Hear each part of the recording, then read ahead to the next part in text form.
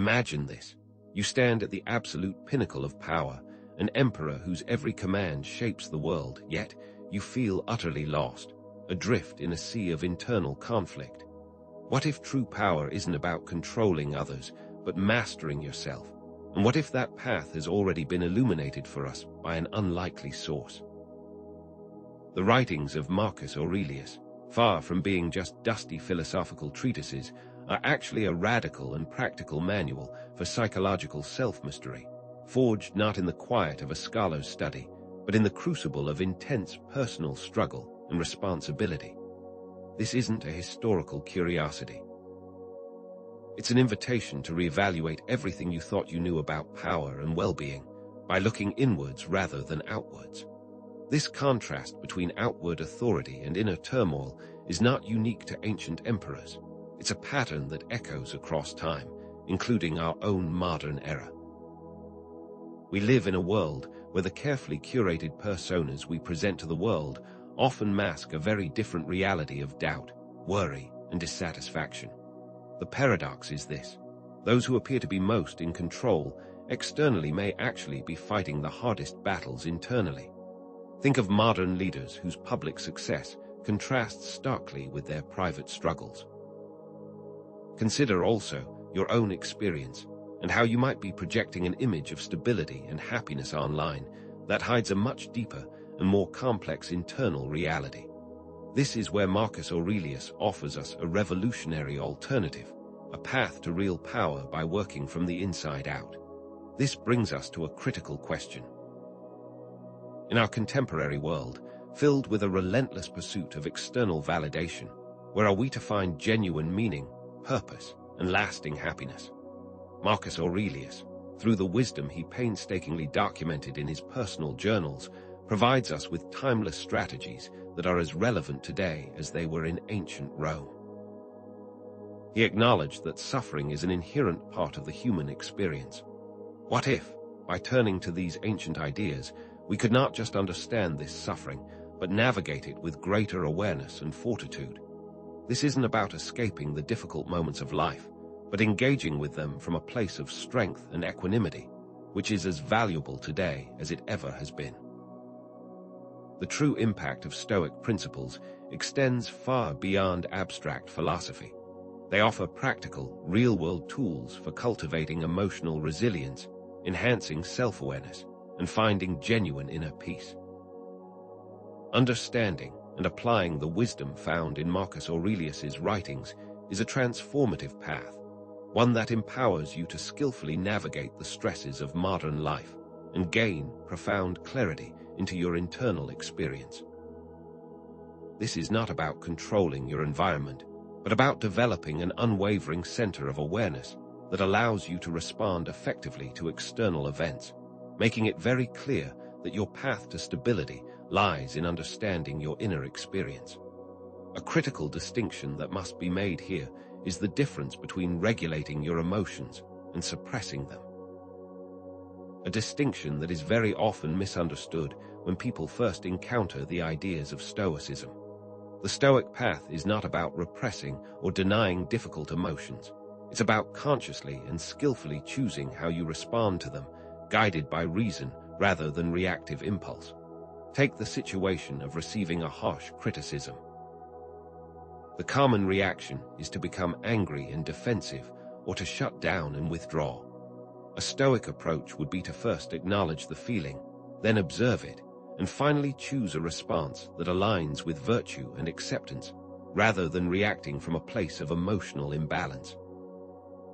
The path is through awareness, not denial, and this will be a key idea explored throughout the rest of this video. To truly grasp the depth of his insight, we must first understand the context from which his ideas emerged. Marcus Aurelius was not just a philosopher.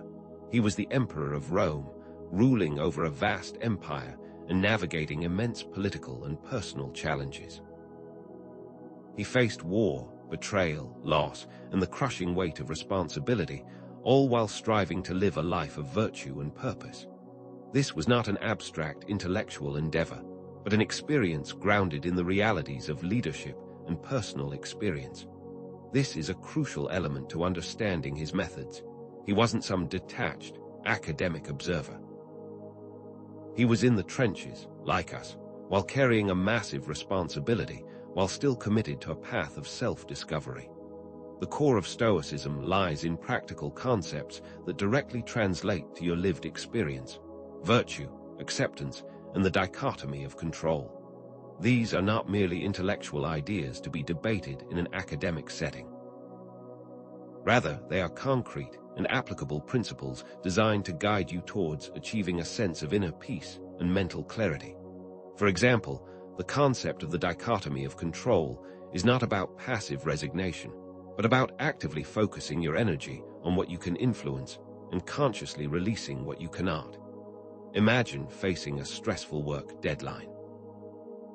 The Stoic approach would be to focus on your own actions and the task at hand, rather than spiraling into anxiety about what might happen if you fail or worrying about external factors beyond your control. This practical approach has profound implications for how you approach any difficult situation.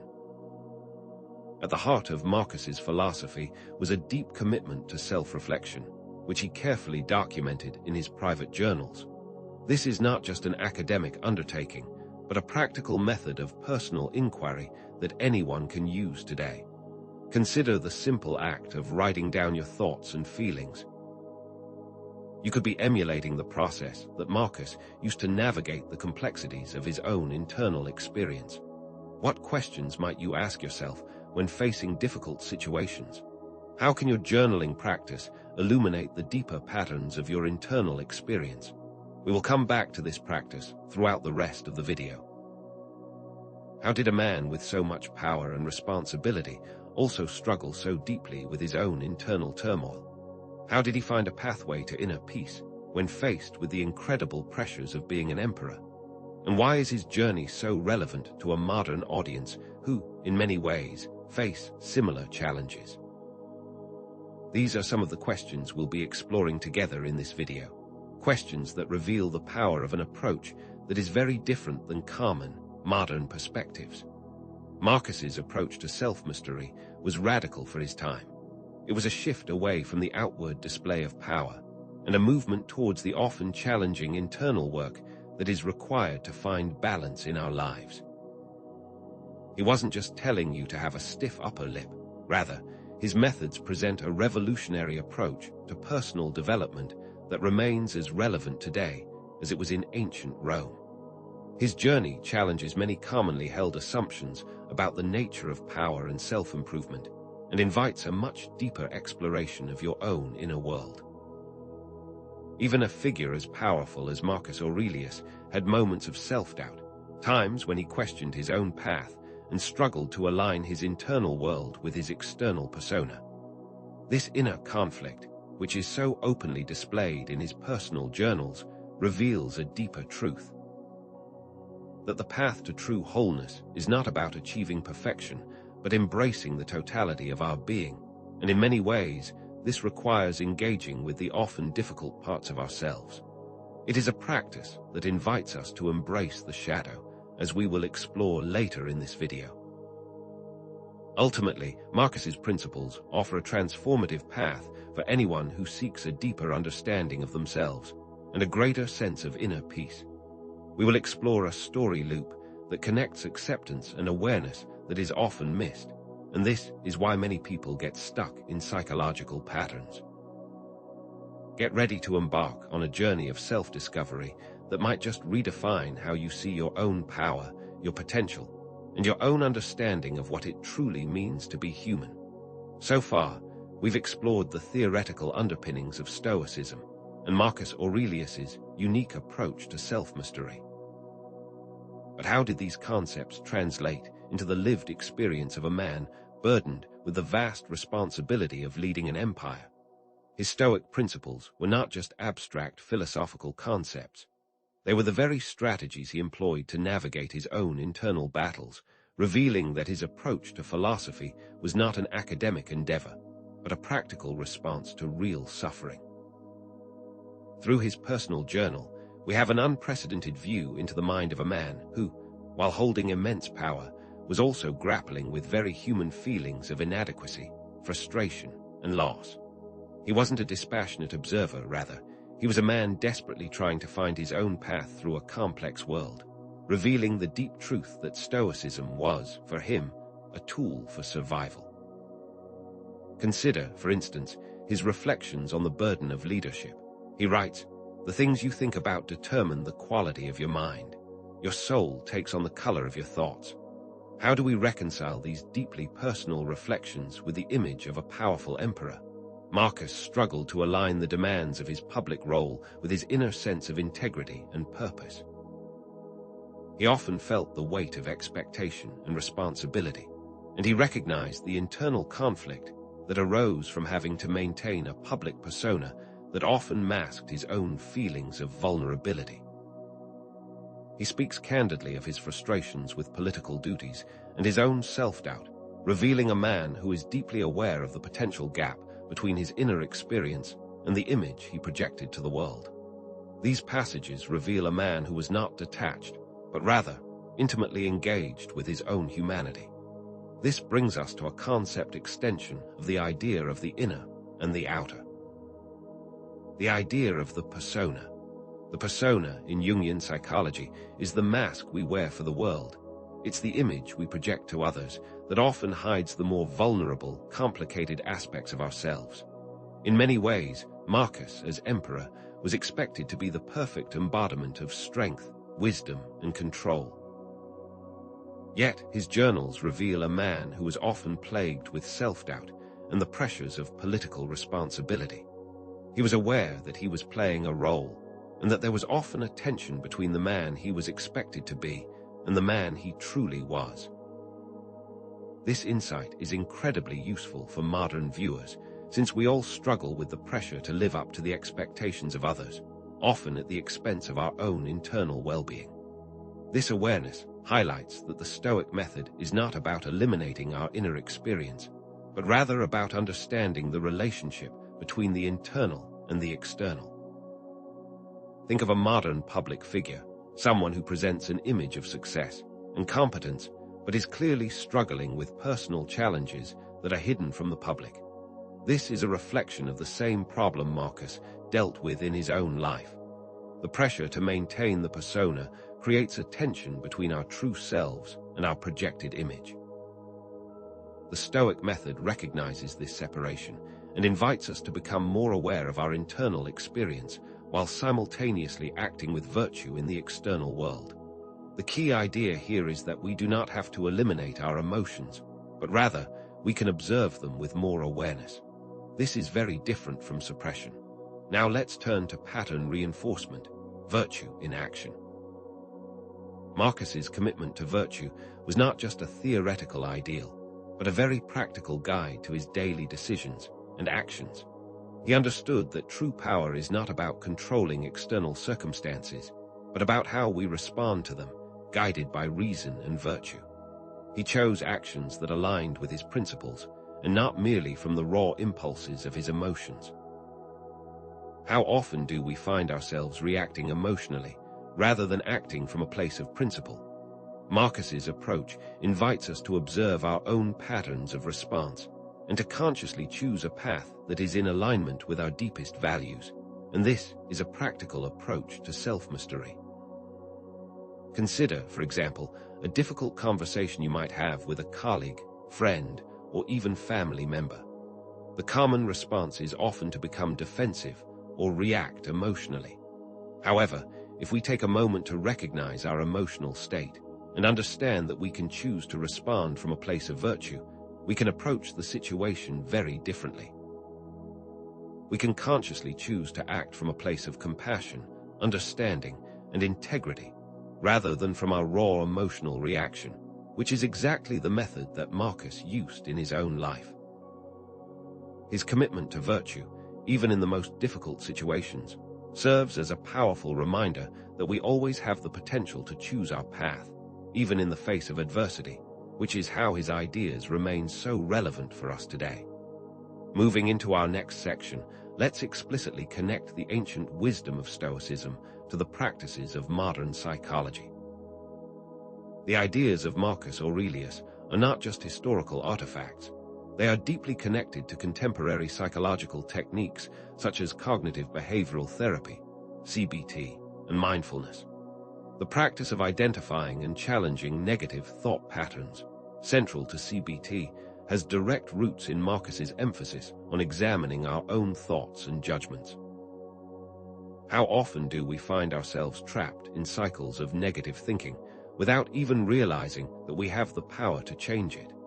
Marcus's journal was a method of self-inquiry that is surprisingly similar to the techniques used in CBT and highlights the timeless relevance of his insights. For example, CBT teaches us to recognize the automatic negative thoughts that often drive our emotional reactions. Similarly, Marcus encourages us to question our judgments and to consider alternative perspectives. He famously said, "You have power over your mind, not outside events. Realize this, and you will find strength." This recognition of the power of our own minds is a cornerstone of both Stoicism and CBT, showing that, while the language and approach might be different, the fundamental principles are very much aligned and offer a method of working through personal challenges. We are not simply at the mercy of our emotions, but can actively choose how we respond to them. Now let's explore a practical skill development, the practice of journaling. Marcus's habit of self-reflection, documented in his personal journals, was a foundational method of developing self-awareness. Journaling today is a remarkably similar tool that provides a way to observe our thoughts and feelings with greater clarity, which is also a cornerstone of mindfulness practices. By writing down our experiences, we create a space for mindful reflection that helps us to separate from the raw emotions of the moment. How often do we find ourselves reacting to situations without fully understanding the internal process that is driving those reactions? Journaling is a method of externalizing those internal states, which allows us to examine them without judgment. Let's make this practical. Consider setting aside just 15-20 minutes a day to journal. Start by writing down what you're thinking and feeling as they come up. Don't censor or judge them, simply observe them as a neutral observer. Ask yourself questions like, what am I feeling right now? What might have triggered this feeling? What is within my control in this situation, and what isn't? By using this method, you will quickly discover that, like Marcus, the act of writing will illuminate the deeper patterns of your internal experience and serve as a tool for developing a much greater sense of self-awareness, which is where the Stoic path truly begins. Building upon this, let's return to the pattern of acceptance as a foundation. Marcus's acceptance is not a passive resignation to fate, but rather an active recognition of reality as it is. It's an understanding that while we cannot control external events, we do have the power to choose our response. This idea of acceptance is mirrored in mindful awareness practices that emphasize observing our experiences without judgment. How often do we find ourselves struggling against reality, wishing things were different, instead of accepting things for how they truly are? Acceptance is the key to finding inner peace by making it possible to align ourselves with what is rather than what should be. Think of an event that is outside of anyone's control, such as a natural disaster or a political upheaval. How do we respond to something that cannot be changed? The Stoic approach is not to give up, but to recognize what is and what is not. The only true point of power lies in our response. This method invites us to consciously choose how we will approach the situation, guided by virtue and reason, instead of simply reacting to it from a place of raw emotion. Acceptance allows us to move forward with a greater sense of clarity and purpose, making it a crucial foundation for both Stoic and psychological principles, a point we will return to again. This brings us to the Jungian concept of the shadow, the hidden aspects of our personality that we often deny or repress. These are the negative traits, the insecurities, and the vulnerabilities that we hide from the world, and often from ourselves. This ties in directly with the idea of the persona, which is the mask we show, in contrast to the aspects of our shadow. We all have a shadow, and it's the source of much of our internal conflict. How often do we find ourselves reacting in ways that seem out of character, or acting from a place that doesn't align with our conscious desires? This is often an indication that we are being influenced by our unconscious shadow. For example, think of someone who only presents their positive traits to the world, while also denying their insecurities or past mistakes. This person is likely to experience internal struggles and may have a tendency to project those insecurities onto others.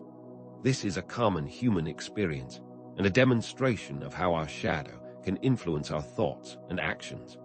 This serves as a framework for the following discussion of shadow integration. Returning to Marcus, we can see in his writings moments of self-doubt and internal struggle. He reveals that even an emperor had a shadow side that he was willing to meet with awareness. This is a crucial point. Marcus's commitment to self-reflection was not just a quest for self-improvement. It was a practice of self-integration, where he was willing to face the shadow aspects of his own personality and not deny or repress them. His willingness to engage with his shadow is a key component of his psychological method and makes him much more relatable to those of us who struggle with the complex aspects of our own humanity. It shows us that even a man of such power and responsibility had to face the most difficult parts of himself. For instance, he reflects on his own mortality, his frustrations with political life, and his struggles to find meaning in the world. These reflections show that, just like us, he was aware of his own imperfections and was not simply striving for some abstract ideal of perfection. These moments of vulnerability reveal a depth of character that is often overlooked in pop culture analyses of Stoicism. By confronting his own shadow, Marcus demonstrated a pathway toward greater psychological wholeness, inviting us to do the same. The idea here is that by acknowledging and integrating our shadow, we can move towards a greater sense of self-acceptance, resilience, and compassion. It's not about becoming perfect. It's about embracing all aspects of who we are, including the parts we tend to hide or deny. How often do we find ourselves judging others without realizing that we might be projecting parts of our own shadow onto them? The process of integrating the shadow allows us to see others with greater compassion, because we are now able to recognize those same patterns in ourselves. In fact, a lack of compassion is often an indication of a repressed shadow. This concept of wholeness, rather than perfection, is a central idea of Jungian psychology. Now, before concluding, let's explore a practical method by using a story loop to connect the themes of acceptance and awareness. Imagine yourself in a situation where you've received some very negative news. Maybe you failed an exam, missed a deadline, or had a fight with someone you care about. The first common reaction is to become overwhelmed with emotion, maybe with anger, sadness, or anxiety. However, this reaction can often lead us into unhealthy cycles of rumination or self-blame. The Stoic approach would be to initially recognize that the event has happened, and to practice acceptance that there are parts of the situation that are outside of your control. Now, with the event accepted, bring awareness to your internal state. Ask yourself what emotions you are feeling and allow yourself to feel them without judgment. Now, you can move to choosing your response. You can choose to respond with virtue by taking actions that are in alignment with your values, rather than reacting from the raw energy of your emotions. This new response will lead to a different outcome, creating new patterns of behavior and more effective responses to challenging situations. This entire process forms a loop, where acceptance leads to awareness, and awareness leads to more conscious action, and this can be applied in any aspect of your life to handle any type of difficult situation. Finally, let's end with practical steps that you can use to integrate these principles into your daily life. Start by dedicating 15-20 minutes a day for journaling, writing down your thoughts and feelings without censoring yourself. Focus on the dichotomy of control. Identify the things that are within your sphere of influence and release the things that are not. Use mindful awareness to observe your emotions and thoughts without judgment. And lastly, consciously choose to act from a place of virtue, rather than reacting from the raw energy of your emotions. These daily practices, when used consistently, are the key to unlocking the wisdom of Stoicism and building a more balanced inner world. Ultimately, Marcus Aurelius's journey reveals a profound truth, that true power lies not in controlling the world around us, but in our ability to choose our response to it. His principles provide a path towards self-mastery, inviting us to take ownership of our internal experience and actively shape our own destiny by connecting our inner and outer experience through the use of awareness and acceptance. This journey is not just an ancient story, it is also a very practical path to cultivating your inner self, a concept that we will explore more deeply in the final section of this video. Let's begin by revisiting the core paradox we began with, that true power is not external, but internal. Marcus Aurelius, an emperor with immense worldly authority, was simultaneously a man engaged in a constant struggle for self-mastery. His Stoic principles were not abstract theories. They were the very tools he used to manage his own intense inner turmoil. Remember the opening question. Imagine wielding absolute power, yet feeling utterly powerless inside. Marcus embodied this paradox perfectly. His life reveals that external power does not guarantee inner peace, and that true strength is rooted in understanding and managing our internal experience. This reframes the very nature of power itself as something that we cultivate from within. Now, let's resolve the pattern of the inner versus outer conflict. Marcus's journey shows us that the goal is not to eliminate the external world, but to understand our internal reactions to it. Think back to the idea of the social media persona that masks our inner struggles. Marcus's approach of embracing his internal struggles shows that true, lasting strength is built on self-awareness, acceptance, and the integration of our shadow, rather than an attempt to control external circumstances. This is how we become empowered through our internal experience, not through suppressing emotions, but by accepting them and understanding how they influence our actions. This creates congruence between our outer presentation and our inner reality, rather than a state of constant conflict. Moving further into our core understanding, let's recognize that the path to self-mastery is not about achieving perfection, but about embracing wholeness, shadow included. Marcus's journals, his own doubts and conflicts, reveal that this is a part of the human condition. It's not about eradicating the parts of ourselves that we might not like, but rather integrating them into a more complete sense of self, which leads to a more authentic existence. Just as we saw that Marcus had to face the darker parts of himself, we too must engage with our shadow, recognizing that these elements are not something to be rejected, but something to be understood and integrated into our overall experience. Let's transform our perspective by shifting our focus away from external achievements and toward internal states. Consider that true fulfillment arises not from what we do or achieve, but how we respond to our experience. Remember, Marcus used his methods of acceptance, awareness, and virtue to manage his inner life and direct his actions in the world. When we shift our focus from the outer to the inner, we begin to access a much deeper understanding of our own power, leading us to cultivate an enduring sense of inner peace. This shift changes everything, moving away from a world of external validation to an internal source of meaning and purpose. Now let's integrate these ideas into a broader context by recognizing their timeless relevance. The struggles we experience today, the anxieties, the pressures, the feelings of inadequacy, are the same struggles that Marcus himself faced thousands of years ago.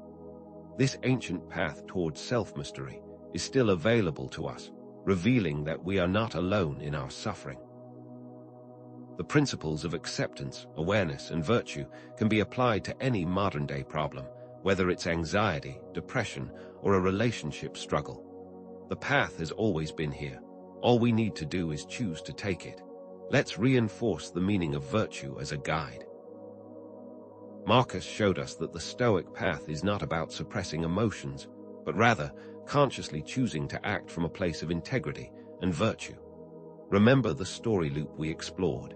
Virtue is the key element that allows us to shift our behavior in any situation.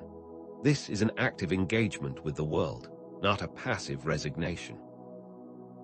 This means that we can choose to approach each interaction and each internal state from a place of integrity, compassion, and wisdom, creating a sense of alignment between our actions and our deepest values, leading to a greater sense of purpose.